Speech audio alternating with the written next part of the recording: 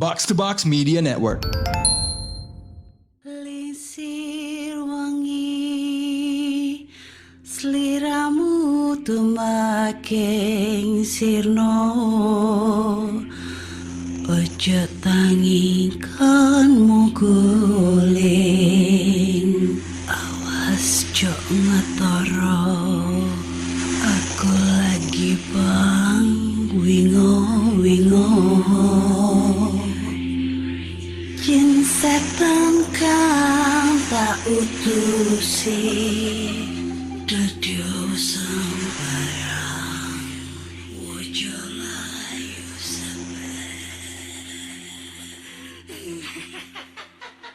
Hai Rek, ya apa kabare? Ketemu lagi dengan aku si Ana di podcast Kisah Horor. Cerita kali ini berjudul Dikala Cinta Ditolak, Santet Pun Bertindak.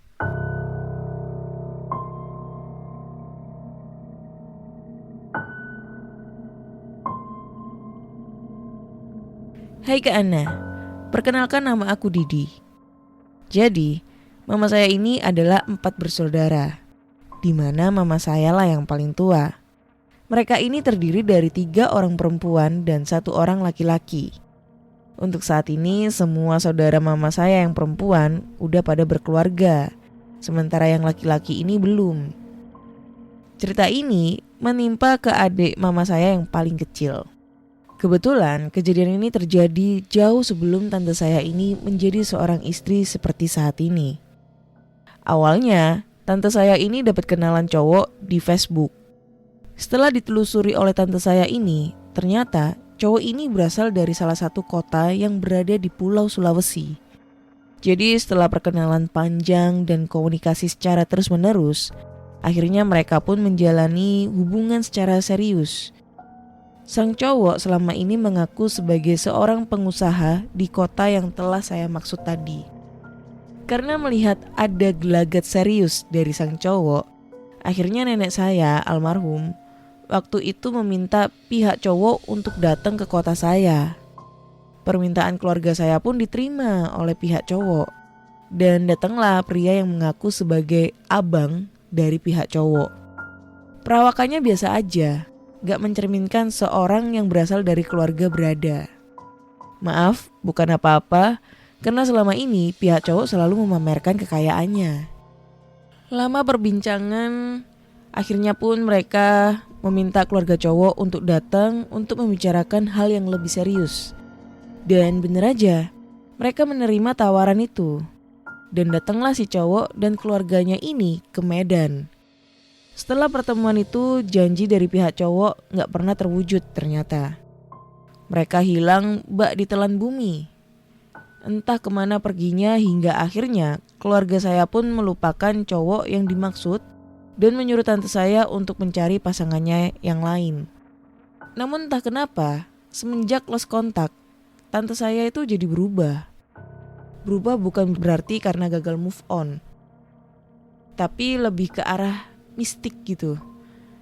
Jadi sehari sebelum kejadian, adik saya di belakang sambil duduk gitu, terus katanya ngeliat bola api ngarah ke atap rumah saya.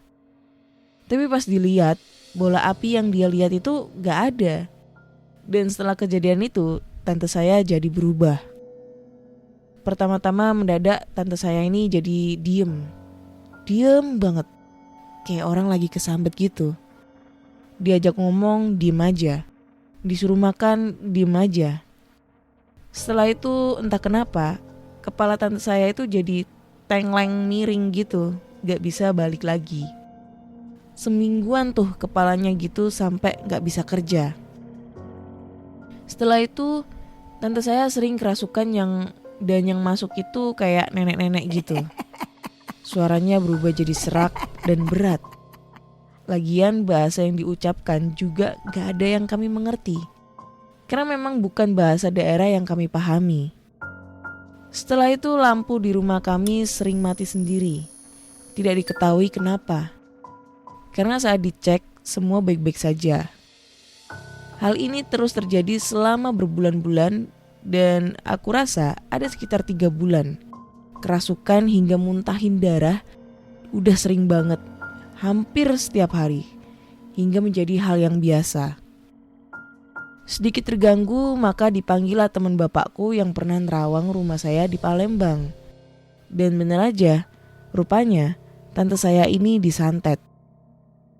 Semua gejala seperti bola api hingga hal-hal yang mengganggu lainnya memang mengarah ke santet. Namun keluarga saya itu nggak mau ngambil kesimpulan ke sana. Teman bapak saya pun menceritakan semuanya. Menurutnya, Wah, Pak, ini disantet mbaknya.